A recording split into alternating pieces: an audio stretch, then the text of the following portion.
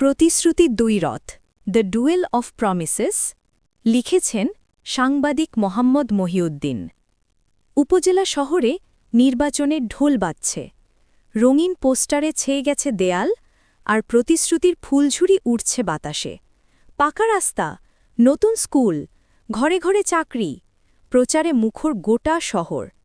কিন্তু মুমূর্ষুর মতো বসেছিলেন তিনজন, গ্রামের মাশরুম বিক্রেতা মুক্তি, স্কুই শিক্ষক আনিস আর কলেজ ছাত্রী বৃষ্টি।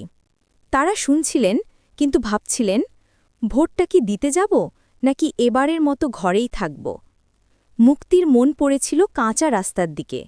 সে রোজ সকালে কাঁদা মেখে হাঁটে আসে। প্রার্থীরা বলে, আপনার হাঁটার পথ হবে মসৃণ। মুক্তি হাসে। গত বছরও তো একই কথা শুনেছিল। রাস্তা পাকা হলে আমার ব্যবসা ভালো হবে, এটা সত্যি, সে ভাবল। কিন্তু ভোট দিলেই কি পাকা হবে, নাকি শুধু কথা দিয়েই পার পেয়ে যাবে? তার ঝুড়ির মাশরুমগুলো যেন মৃদুস্বরে ফিসফিস করে, বিশ্বাস করবি কি? শিক্ষক আনিস স্যারের চোখ ছিল ভাঙা জানালায়। ছাত্রদের জন্য নতুন বই, ভালো ক্লাসরুম, এগুলো তার বহুদিনের স্বপ্ন।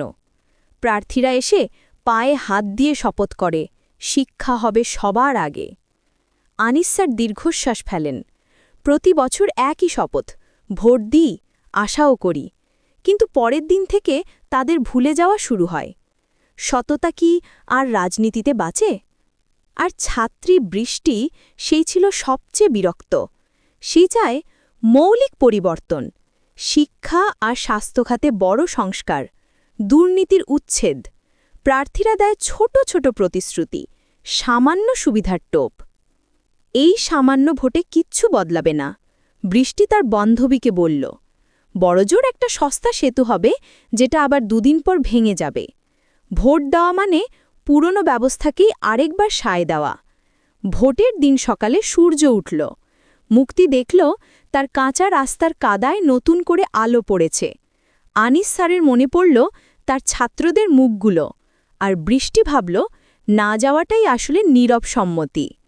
তিনজনই শেষমেশ ভোট কেন্দ্রে আসলো, কিন্তু একে অপরের থেকে খানিকটা দূরে। তারা লাইনে দাঁড়ালো, হয়তো সংশয় নিয়ে, হয়তো সামান্যতম আশা নিয়ে। প্রতিশ্রুতি নয়, শুধু নিজের কর্তব্যটুকু পালন করতে।